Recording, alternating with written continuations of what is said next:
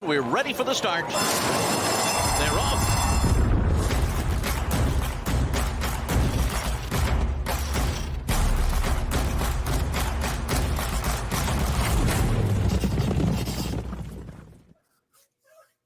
It's Friday during Derby Trail season, so it's a good time to be alive and a good time to handicap some races. Jeremy Plonk, Jeff Siegel from First Bet and Express Bet.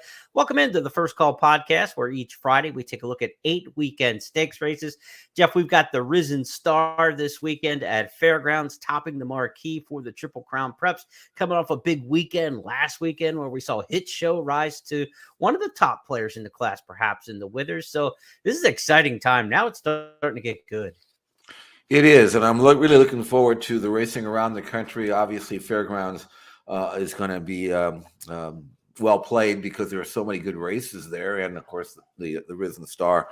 But we've got good racing here at Santa Anita. Obviously, Gulfstream Park's got some good strong fields as well. So I think there's a chance to make some money. And let's not forget Laurel. Now Laurel's got a great program as well. We're going to do a couple of races there. They like to stack their stakes races on the same program and make big days out of it. And this one's going to be good, I think. And we'll hit up Laurel and see if we can make some money there. I spent many President's Day at Laurel as a kid with my dad along the rail, watching the big guys come in from New York on President's Day weekend for the General George and the Barbara Fritchie. Now those races are on Saturday. We're going to get a chance to take a look at a couple of those, but those were some good Monday memories at Laurel Park, freezing in the cold and cursing out Angel Cordero back in the day. So that was a lot of fun as a kid. I'm sure. Good childhood, good memories. We've got 8 races on the marquee this weekend that we do want to take a look at here. So let's get to our stakes schedule here on the podcast. The Fritchie and General George, as mentioned. First up, Gulfstream Park's got the Royal Delta Stakes, the return of Kathleen O.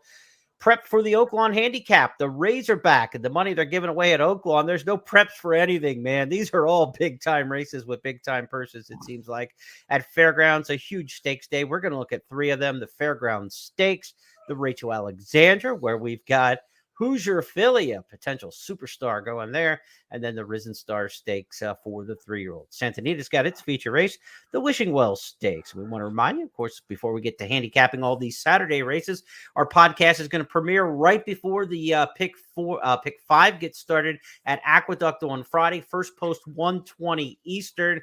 Be sure to check out that Pick 5 with a big carryover, $285,000 in the Pick 5 carryover.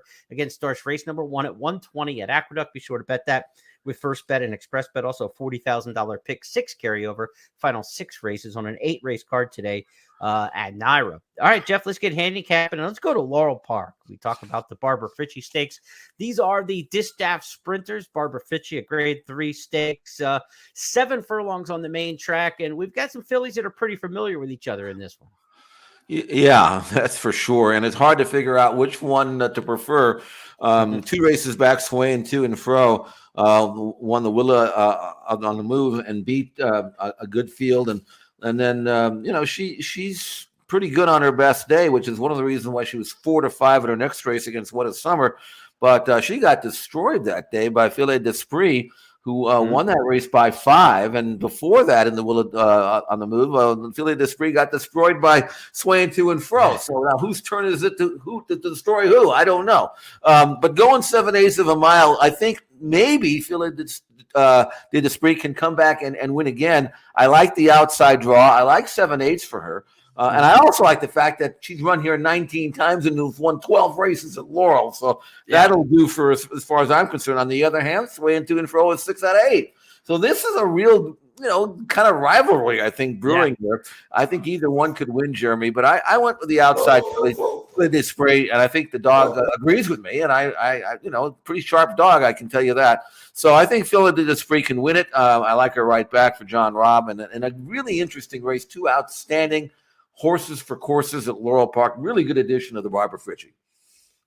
Yeah, Graham was endorsing that pick wholeheartedly. Let's go take a look at the What a Summer Stakes, because as you mentioned, these two are rivals, and they don't just kind of like knock each other around. It's like a knockout in the first round for each of them when they match up. In the What a Summer, it was all about Feed the Spree. They turn in Feed the Spree into the stretch from swaying to and fro. Her 46.45 half mile, and Feed the Spree is ready to strut her stuff. There she goes. Feed the Spree opening up 2.5, 3 lengths. Feed the Spree, she's back. Feed the Spree in front by 3. Feed the Spree rebounds to win here, going away under Xavier Perez. Feed the Spree in the What a Summer Stakes from swaying to and fro. Then Snicket. There's not a ton of speed in this race, Jeff, and I think swaying to and fro gets a chance on the front end to maybe it be her turn. So this looks like a too deep situation. If you're looking at the multi-race, you never like to go too deep because it doubles the cost of your ticket. But in this case, with the results we've seen with these two, the last race tells you it's all Feed the Spree, but the swaying to and fro gets a little pace advantage in this race. So I think this is one where you probably want to end up too deep. Let's turn the page to the General George Stakes now. This is a Grade 3, 7-furlong sprint. This is one of the big races on the Maryland schedule over the years. You look at the DeFrancis Dash, you look at the Maryland Million Day, and of course Preakness Day at Pimlico. But when it comes to Laurel Park, this is maybe the second biggest day in the calendar year. The General George is a big one, 7 furlongs. We've got basically a local field this year. Not a lot of shippers, but the locals, they've been knocking heads with each other, and they've been very competitive as well. This is a really good race because it's got a lot of genuine, consistent, professional, classy horses. And there's not one in here that really isn't capable of at least hitting the board. I mean, that's how deep it is. Yeah. So I went with Factor It In on top. I liked his Fireplug win. That race was 6.5. 7 is like essentially the same type of race, and he's drawn outside. And I want to point out again, just like I did in the previous race, how good Factor It In is at this racetrack. 12 starts, 8 wins, 0 seconds and 0 thirds, which means if he can beat you, he will beat you. Sometimes he gets out of the race and gets in trouble, and because he doesn't have a lot of tactical speed. But I like the fact that he's outside. I like 7/8 for him, and I liked his last 2 wins, most specifically his most recent win when he won with authority and looked like a horse that's just in peak form and can win again. This is an interesting cast because you've got trainer Norm Cash. He's got a ton of horses in here. Goes by Lynn Cash for people who know him. But in the program, you're going to see it as Norman Cash. He's got Sir Alfred James in here. He's got who's the other one in here for Cash? Pirate Rick is in this race, and Eastern Bay. And this is the trainer who runs his horses. If you followed Beverly Park through the course of 2022, you know that. Sir Alfred James making his 3rd start since January 29th. January 29th. It's only February the 18th, and this will be the 3rd start. The other horses in here also running. Eastern Bay is fresh, which you don't see from this barn that often. Pirate Rick making the 3rd start since January 22nd. So these horses get in form, stay in form for Cash, and this is a really interesting race. If you want to learn more about the General George Stakes, check out our social media handles for ExpressBet and FirstBet. We've got a Meet the Contenders video. Gives you a little highlight of each horse and some of their background. So get to know the field for the General George Stakes following on Instagram and on Twitter. And check out that Meet the Contenders video. Let's turn the page now from Laurel Park to Gulfstream Park on Saturday. Gulfstream Park's got the featured Royal Delta Stakes, named for Bill Mott's star mare, Breeders' Cup Distaff winner. Mile to 16 for the Royal Delta, $150,000 Grade 3 here. We've got a field to 7, but a lot of eyes are going to be on the 2-horse in here. Her name is Kathleen O. She's only run once since last year's Kentucky Oaks. Jeff, what do you make of her 4-year-old return?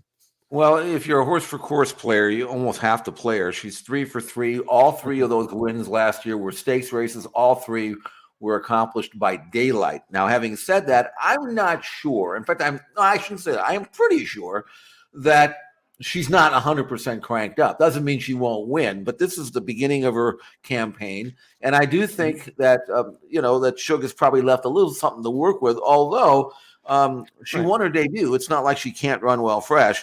And from the 2-hole, I think she's going to settle in the second flight and then make her move. Now, I'm not sure there's going to be a lot of pace in here. There are horses that like to go to the front, but they don't have to go fast.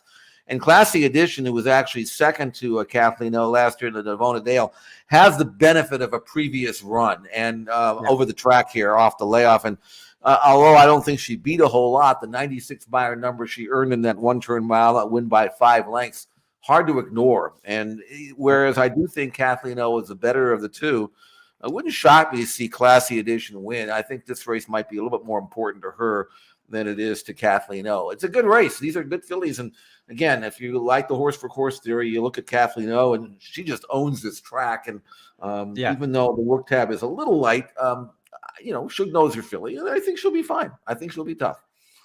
If you're handicapping Gulfstream on Saturday, a couple auxiliary notes for you. Beat the Host gets week number 7 of 8 this weekend, where you handicap races from Gulfstream and Santa Anita. The host this week is Michelle Yu from Santa Anita. So take on Michelle, and if you can take her down, you'll get your share of $60,000 in weekly and seasonal prizes.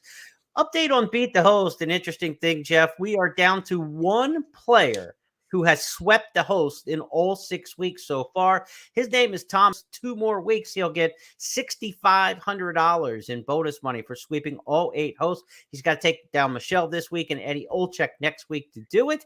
Just beat him by a dime. That's all that matters. Just have a better win total than them. So Tom Bassett, now there's a consolation prize in the sweep to host that he's already clinched because he's the last player standing of $4,000. So he's already got $4,000 in the kitty. He's playing for $2,500 more. And Mr. Bassett is also, of course, if you beat the host every single week, you figure you got a pretty good total for the year. He's leading the cumulative standings. So he's number 1. He's got a chance to make serious earnings on that. And of course, he's one of about 600 players who have qualified for the Beat the Host final coming up in March in a couple weeks. So Tom Bassett, a lot of money on the line. Good luck to you, sir. Take down Michelle, take down Eddie. At the beginning of the year, I'm rooting for us to beat the public at that point. You don't want too many people to beat us because it's embarrassing. But one guy left for a chance at 6,500. I'm rooting for Mr. Bassett. Absolutely. Great handicapping. I mean, it's not easy. You know it. I know it. I mean, we do it once a week. Well, we do it once. We have a stable of handicappers, but to do it every week, you got to be on your game. And he's done a great job, and let's see how far he can carry it. And the second point to make about the Gulfstream racing on Saturday, it's part of the Coast to Coast Pick 5. Those races have been announced. Jeff and Brian Netta will have handicapping videos available on all the social media handles for Gulfstream, for Santa Anita, for First and Express Bet. Here's a look at the Saturday races, 2 from Gulfstream, races 10 and 11, including the Royal Delta Stakes in there as race number 11, 3 of them from Santa Anita. And if you're playing this weekend, let's go ahead and show you the Sunday lineup as well. Never too early to start handicapping, or at least downloading your past performances. Here's the Coast to Coast Pick 5 lineup for Sunday's racing. 2 from Gulfstream, 3 from Santa Anita. Again, Brian and Jeff will have handicapping videos on social media and on the website for First Bet and Express Bet in the blog section and on YouTube as well. So you'll be able to get their handicapping stylings for those races. Okay, Jeff, let's get back to the handicapping now as we switch gears to Oaklawn Park next up. Oaklawn's got the Razorback Stakes. Razorback at Oaklawn Park, a prep towards the Oaklawn handicap a little bit later in the meet. But as I mentioned, with the money they're giving away at Oaklawn in the stakes ranks and in the overnight ranks as well, these races are not preps. The Razorbacks at grade 3 for $600,000. They've got a big field. They've got some good horses involved in it. And look, everybody wants to win the Oaklawn handicap at the end of the beat, but nobody's bypassing this $600,000 race. It's just a tune-up. So how do you handicap it?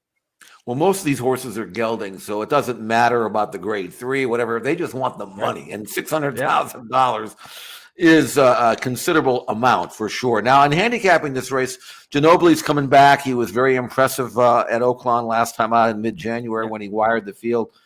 But there's other pace in this race in here, and although he stalked in his last race, from the 4-hole, I have a hunch they're going to send him out of there and try to maybe even get loose in the lead, but if not, be in the first flight. There are others in here that have pace. I'm a big fan of Law Professor. I knew him out here at Santa Anita when he was running. He was running on all kinds of surfaces, but I think he is really good right now. I loved his win in New York, and so much so that I thought they might even try him in the Pegasus. That came back a little quick. But this race is a logical spot for him, and he likes to sit back and make a run. And going a mile and 16th with pace up front, Law Professor will get the patient right. I'm pretty sure he needs, And if they go too fast early, he could be tough late. Now, he's 7-2 in the morning line. I wouldn't take any less than that. I think he might even go a little higher. But he's only had 14 starts. It seems like he's been around a long time, but he's not over raced. And I think there's more improvement in him. And again, the 98 bar number that he earned in his last start, a career top, he wanted eased up. I mean, he could have gone even faster if they had turned him loose. I think Law Professor has found his niche as a kind of a late running middle distance dirt horse. Conditions fit to order. I like Law Professor to win the Razorback. Let's look at his win in the Queens County at Aqueduct. As they approach a quarter mile left to go, Seafoam is losing ground to the inside. Plot the Dots is trying to rally on, but Law Professor is now kicked for home, and it is Law Professor doing it very well. An eighth of a mile to go. Law Professor is 3 lengths in front. Thomas Shelby continues to chase from the back. Naval Aviator, late run here from Bourbonic, but there is no catching Law Professor. Law Professor proving much the best, wins the Queens County easily. Law Professor gets the victory. Naval Aviator over Thomas Shelby in a late run from Bourbonic in 1 minute, 51 seconds flat. As you mentioned, he should get pace in here with Ginobili, West Willpower, Caddo River, now transfer from Cox to Dwayne Lucas. An interesting switch up there, but plenty of speed in the Razorback. Let's move our attention now to the fairgrounds on Saturday, where there's a bevy of stakes races for Risen Star Day, second biggest day of the season in New Orleans. Of course, about a month from now, they'll run the Louisiana Handicap or the Louisiana Derby and all the big handicap races on the undercard, including the New Orleans Classic. So we've got a lot of prep races throughout a series of divisions. The Fairground Stakes is for the Turf Division. Will be a prep for the Mervyn Muniz Stakes, that big turf stakes at the end of the meet. The Rachel Alexandra will be a prep for the Fairgrounds Oaks for the 3-year-old fillies. And then, of course, the Risen Star, the prep for the Louisiana Derby. Let's start with that Fairground Stakes. Jeff, it's race number 11 on the card Saturday at Fairgrounds, grade 3 event here, 1 1/8 miles. And they'll be on the grass. And some familiar names in here we've seen. 2 Emmys, the winner of the pseudo-final Arlington Million at Arlington, the year they named it the Mr. D. You got Tiz the Bomb, a Kentucky Derby alum that a lot of people were familiar with. Pixel 8's been in a lot of big races around the country, so this is a familiar cast. Yeah, I mean, it's a good race, and I defaulted to 2 Emmys. He's beaten me enough times that I'm going to jump on his bandwagon. Every time I try to beat him, he wires the field. And although he got beat last time out by Gentle Soul, from where he's drawn, he could inherit the front end, although he doesn't need the lead to win. We saw that 2 races back when he won a stake at Hawthorne. But again, second off a layoff, and I think that he'll be a little tighter here. 1 1/8 miles is, it's a fine distance for him. That he won't have to go fast the first part. And if they hand him the front end, we know what he can do with it. And I think 2 Emmys, he's a 7-year-old gelding, but he's not been beaten up. He's only had 23 starts. They've taken care of him. And again, second off the bench here, I think he can turn the tables on Gentle Soul and win. So I like number 2 Emmys, hopefully gate to wire, but if someone wants it, he can sit second. Either way, 2 Emmys to win the Fairground Stakes, the 11th at Fairgrounds. We talked about this last week, I think it was, or the week before. When you have the best horse in the race and they get the right pace set up, you just punch it, right? And there does not appear to be any speed in here to go with 2 Emmys, who may be the best horse in the race going in anyway. So that's an advantage. James Graham not likely to give back. The 2 holes, a perfect draw. You don't have to worry about the tightness of the rail, but you're there to the inside. You just get right over. You hug the pine all the way around, and a 2 Emmys looks extremely tough to beat. I think I agree with you totally there in the Fairground Stakes. Now, if that one looks like one that's kind of on the obvious side that we like, how about this filly? Who's your filly? She's up next in the Rachel Alexandra Stakes. The last time we saw her in the Goldenrod, she was doing this. Who's her filly by the 8th pole by 4 now? Pure Pauline, knock your socks off. Pretty Mischievous, Defining Purpose. Who's her filly with a 5-length lead, 100 yards to go? It's another flawless performance. Who's her filly? They're thinking first Friday in May now. Under the wire, wrapped up by 6. Well, that was November, and they were thinking first Friday in May from Travis Stone's call. Now that we're into February, they're thinking first Saturday in May. They nominated this filly to the Triple Crown. Hoosier filly starts her 3-year-old campaign as an odds-on favorite, to be sure, in the Rachel Alexandra Stakes. Chop Chop's in here, who was a nice filly who just hasn't quite moved forward the way we thought she might. I don't know anybody else who's going to warm up Hoosier Philly. I think Hoosier Philly is basically running against herself here, and I say that because she should win this race. I mean, we saw what she did in her last start in the Goldenrod, and one eased up. Before that, she won a stakes race by 7 on the slop, so she can handle any surface. But if she's going to be a serious Kentucky Derby candidate, we'll find out here. I mean, she's going to. I mean, no one expects her to go out and win by 20 or anything like that, right, like Rachel did. But if she performs up to expectations, then Tom Amoss will have to make a decision as to what path he wants to take. I would love to see her win this race like a Derby candidate, because it shows it adds spice to the campaign, don't you think? Sure. And something we can talk about.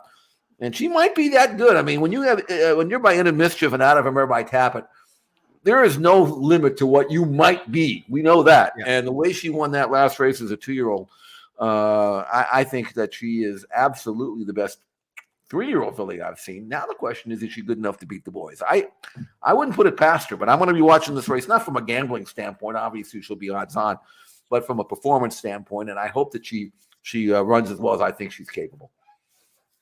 The numbers guys will say tap the brakes, right? She's run 76, 76, and 81 buyers, which are okay, but they're not Rachel Alexandra or Winning Colors, right? Yet, but she was only a 2-year-old filly at that point, and going long in her second start and long in her third start. So they're ceiling to improve perhaps and get even better. She was under wraps in a couple of those races. So I'm excited for Hoosier Philly for sure. And Tom Amoss, look, in a Triple Crown trail that we have documented throughout in our Tuesday show, it's official throughout the course of this campaign so far. It's been all Brad Cox. It's been all Bob Baffert, and it's been Todd Pletcher of late. I mean, those are the 3 mega dirt barns in America, and they're running roughshod over the Triple Crown trail. We could use an injection, and boy, that was a really bad pun, but we could use an insertion.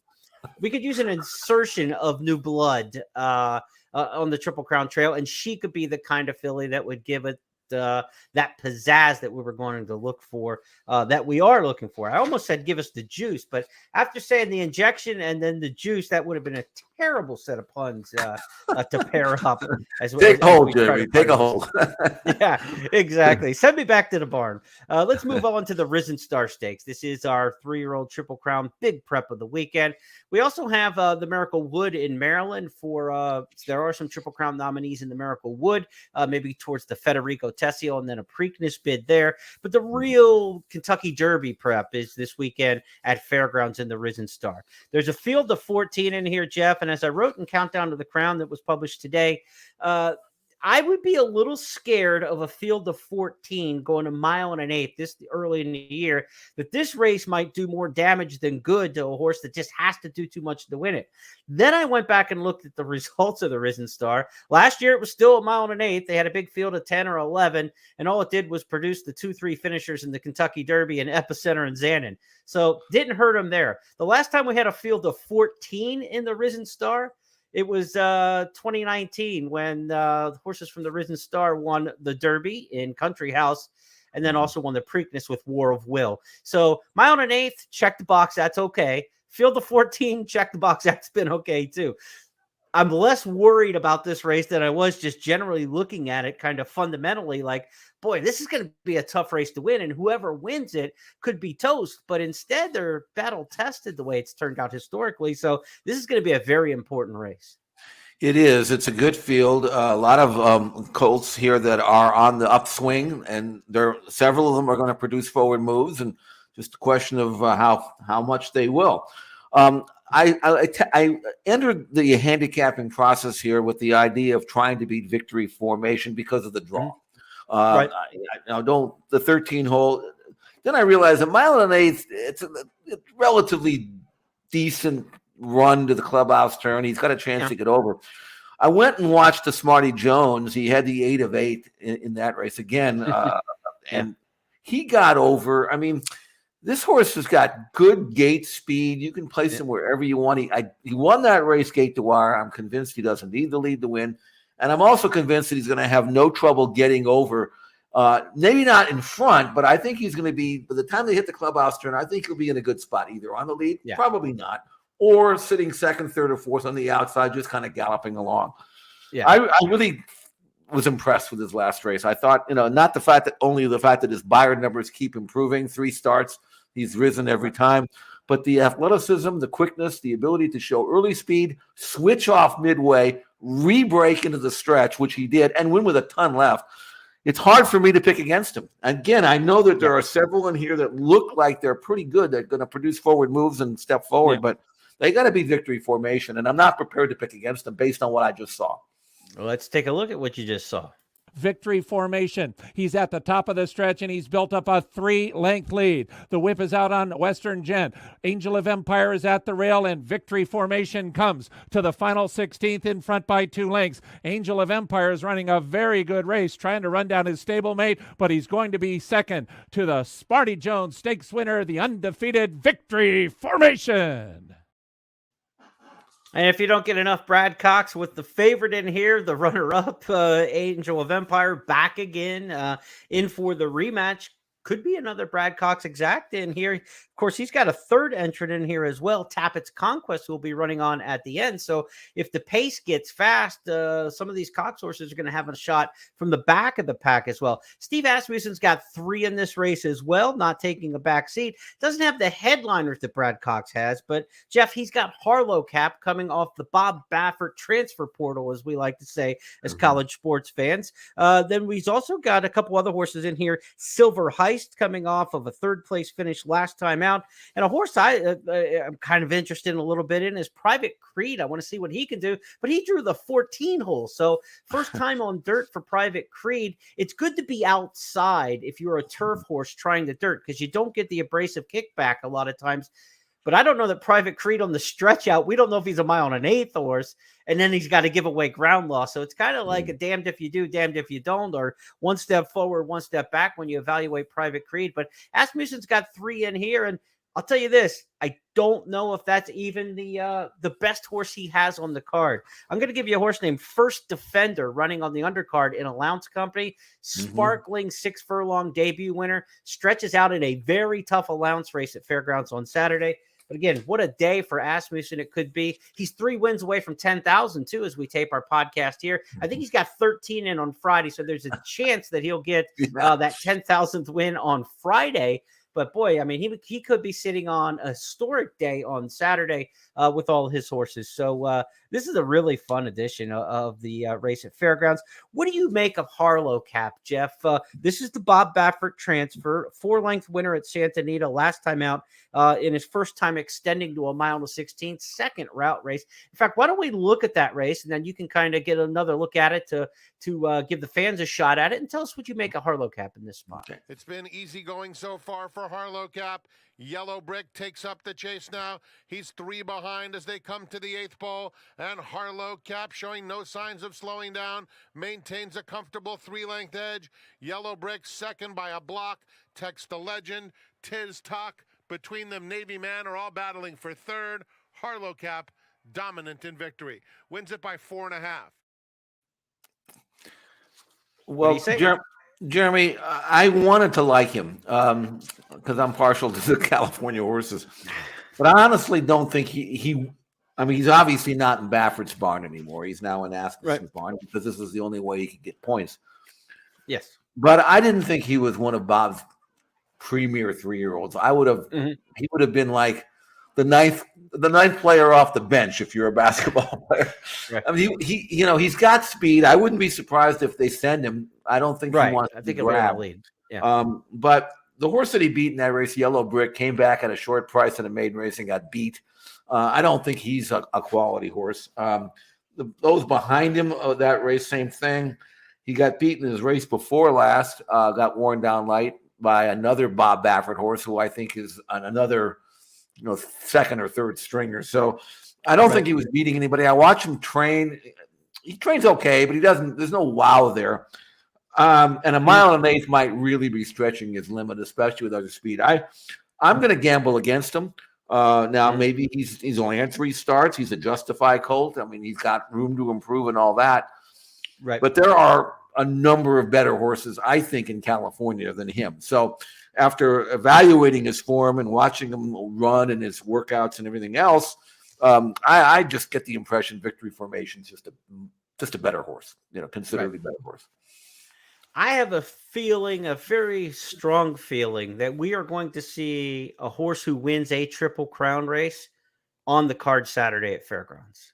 There are some really good allowance races on the undercard, even in the maiden ranks.